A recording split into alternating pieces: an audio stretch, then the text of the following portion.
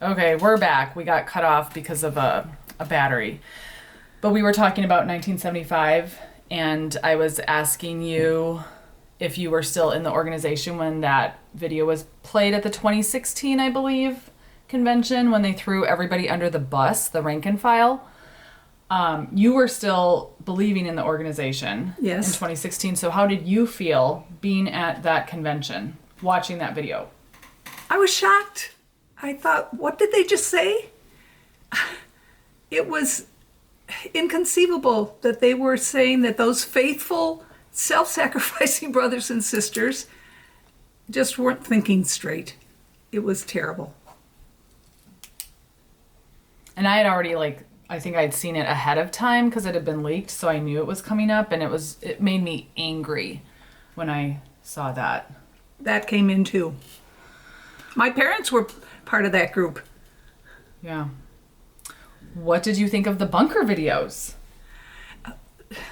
I had a hard time thinking anything because I was stuck by a contribution box in the basement and I didn't even really get to see it. Oh, I didn't know that. I mean, afterwards I saw it.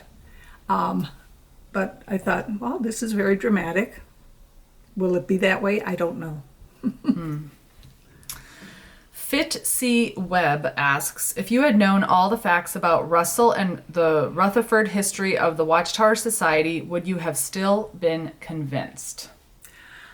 I was convinced about Bible truths. As far as the history, I read it. I read all the history books, the Proclaimer's book twice, and that's a fat book. What did you think when you got to the Beth Sarim part? Boy, I guess my brain was really not working very sharp. Honestly, I feel like when I would sit down and read an Watchtower article, I would read a paragraph and I would be like, what did I just read? And I'd go back and read it again. And I'd be like, what did I just read? It really, I don't know if I'm exaggerating because now I have confirmation bias against the literature, but I found you couldn't think for yourself when you were reading it, and a lot of it was very boring and rather elementary, like an elementary grade level of reading. So it just didn't stimulate me, but it also left me feeling like, what did I even just read? Why didn't we think about that more seriously? It's really, I mean, I now know about cognitive dissonance.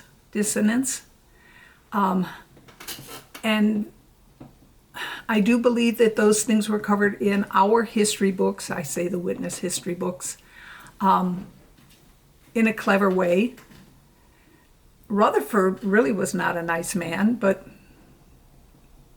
he kind of gets a pass. But even though you read the Proclaimer's book twice, you still didn't get the real history. It wasn't like we That had is true. Wikipedia. It's not like you had Wikipedia. Plus, you got baptized when you were 13, so there was a lot at stake if you had really read the history.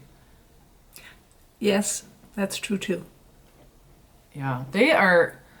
I personally, and this is just an aside, am coming to believe more and more that they're not innocently deluded, that there is some maliciousness, especially when you see how the lawyers are behaving these days. That's so bad. Okay, moving on from the worldly spouse. I like this question. Do you have any advice for a worldly spouse of over 20 years on how to interact with a PIMI, physically in, mentally in, wife? Dad, answer the question. He knew decades ago that things weren't right. He's been inactive for the better part of 4 decades. He's over there, but he doesn't want to be on camera, so I'm respecting his wishes. Yeah, how many... Wait, what did you just say? That for 4 decades, he has been inactive. And While you were PIMI. Right. So Yeah, seriously, Dad, do you have any advice for someone who's in your shoes, the shoes you were in with Mom going to the meetings?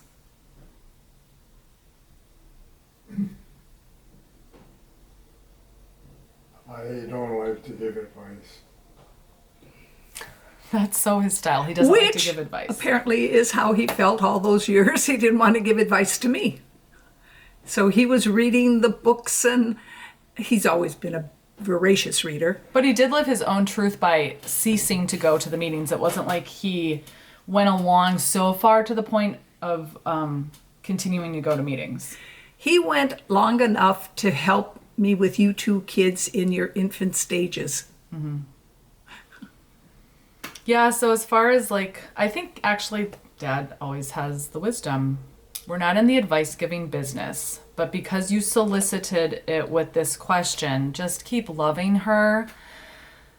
Be a great husband, because those are the things that create, wait, my husband who isn't supporting me in the truth is a nice guy, supports his family, provides, is loving. That's your witness. And he supported me in the pioneer work for a lot of decades. And just little seeds. It's the analogy of watering plants. You don't blast them with a fire hydrant. You just a sprinkle here, a sprinkle there, and prayer. Okay. Deb's Vista asks, what are you enjoying now that you weren't able to do while you were in the organization? Rest. I am doing a lot of books. I'm reading a lot of novels.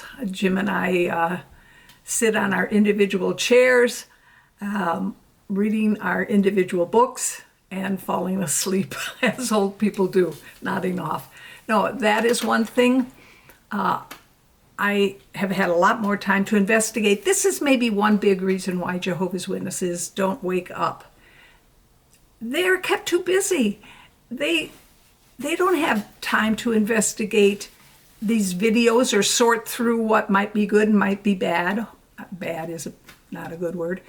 But I've had that time. I've really enjoyed certain channels that I keep going back to that are, they see things that I never saw. And they're there. And they're real. So you're enjoying YouTube, you're enjoying books. What about socially? Because there is a void that happens, obviously, when you leave. Well, you have been so helpful in that regard. Can I pause for a second? Yeah. Because honestly, that was one of my fears. It wasn't I wanted my mom to understand me, and I wanted her to see what she was participating in, especially when she was still going out in the ministry. But there was a part of me that was you're going to be 75. It's been argued on other people's videos that just let them be, meaning the elderly, the older ones, let them be. It's the end of their life. You don't want to wake them up and then they have to start their life over in their 70s or 80s. But it's never too late, because I was also thinking because you were really occupied in the ministry, and she had a very active social life. You were in the Spanish congregation. Yeah. And I'm I knew they were going to leave you. And then I was going to be on Sheryl duty. How hard has it been, Alexandra? No, it's been great. But it wasn't easy for me leaving, and I didn't want her to experience that pain. But in the end, has it been worth it? Oh, yes. And it hasn't been that painful, because I had you, I had your father. He and I are having deep conversations like we never had before. I mean, I always knew that he was very bright. But yeah, should we segue into how was your marriage as a Jehovah's Witness? No, we're not, but I think it is valid, though, okay, because you might be looking at this video and be like, oh, mother-daughter, they love each other. They're so, fortunate to have such a great relationship. It has not always been like this at all. Okay, I'll tell you one experience. When he stopped going to conventions and all meetings except the memorial, I was off always trying to find somebody to take me to an assembly. Well, I came home from this one assembly, and where I was with another sister, not my husband. So I came home, and Jim and I were having an intimate moment, and I started crying. And he said, "Did you miss me that much?" And I said, "No." I don't think you're going to make it. How could that have helped a marriage? He is a man of patience, and he never commented on that. But I realized what a terrible thing to say. Yeah, and so that's just like the tip of the iceberg as far as like the stress. So you're experiencing a distancing from your own husband because you believe he's not going to make it. And I think the other thing I remember you telling me when I was a teenager was, I'm going to talk about like cleaning closets, but you said, the moment I fell out of love with your dad was when he stopped loving Jehovah. And so then you're like do you remember saying that to me? I don't think it was falling out of love. It was, I'm confusing it with another event. Never mind. It is destructive. It was definitely, I don't know if it was the lack of love, it was lack of respect, definitely. And we fought all the time. Oh, let's talk about family worship.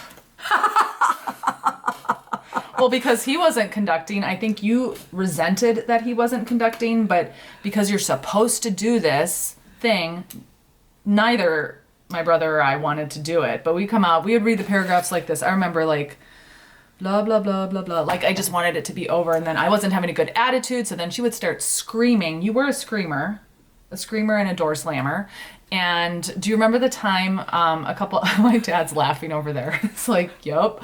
Do you remember the time you had the elders come over for a shepherding call for the family, but mostly me, and I locked myself in the bathroom because it was in regards to my attitude when it came to family worship? And do you remember that? I locked myself in the bathroom, and I won't say his name, but Brian knocked on the door. He's like, please come out. And he was like one of my favorite elders. I am. Yeah. I am remembering. But the funnier part about family study, your father tried it for about 5 minutes and then could see it was hopeless. You and your brother were 5 years apart, and that didn't help the flow of a family study. And so I start taking notes in shorthand on everything that's going on. Oh, maybe we'll have a video of that. Just for fun. You say, stop that. No, I'm going to show it to the elders. Oh, yeah. Yep. Fun times. Okay. Jack Kasperson asks, what do you think are the 4 most weak scriptural points that a Jehovah's Witness has to personally swallow to keep a lid on so their faith doesn't stray or go awry? Certainly, Jesus came. The kingdom of the world became the kingdom of our Christ in 1914. Really? I still see the kingdoms of the world really in full sway. Another thing, when I realized that the Watchtower really said that Jesus is the mediator only for the 144,000. But he's the intermediator. Oh, that was the clever substitute word, yes. Or, I mean, the other word that the other sheep You have got. to swallow a lot. Yeah. And so 4 things, I don't know. Yeah. Okay. Lynn Renee Fisher asks, what do you do now to make you happy? Well, as I said, I read books. I'm cooking more. Didn't do much of that when I was pioneering. And we had terrible, unnutritious meals. Monday was McDonald's chicken nuggets night. Tuesday was Little Caesars pizza. Wednesdays was Whopper Wednesdays. Thursday was leftover. Sundays was popcorn and ice cream. We were known as the family in the congregation, like, let's go over to their house on Sundays, because we would put a plastic tablecloth on the floor and watch 60 Minutes and eat popcorn and ice cream. Mm-hmm. This is why I'm now intermittent fasting. Okay, that is a total aside. And then her other question is, have you made new friends? I have. Again, I thank Allie for this. She introduced me to 2 online groups. Yes, they're mainly people who had been witnesses, but faithful. 40 years of being an elder and 30 years in the pioneer work. And which I just want to do a really quick plug. I hope it's okay because it's a beautiful book. It's called Lost in Grace by Jim Fielder. And you can get it on Amazon. It's a great read. It is. I'm using it as my daily text guide. Okay, so I was introduced to those people. I view them as dear friends. Eric Wilson has been a guest in our home a couple of times. He is a good friend.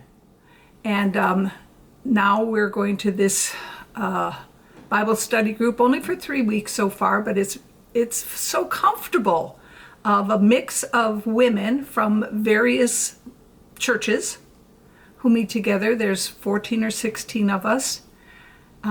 So those are definitely new friends, and I've talked with them. Also a minister and the man that baptized Allie in Lake Michigan. They're friends. Mm-hmm. So yes, I have new friends. I'm not spending as much time with them as I did the witnesses because I was out in the service a lot, driving around in a car. But it was an opportunity to know what was happening in their lives. Mm-hmm. Dances with Bears asks, how do you get over the heavy indoctrinated way of thinking? It's not entirely over yet. A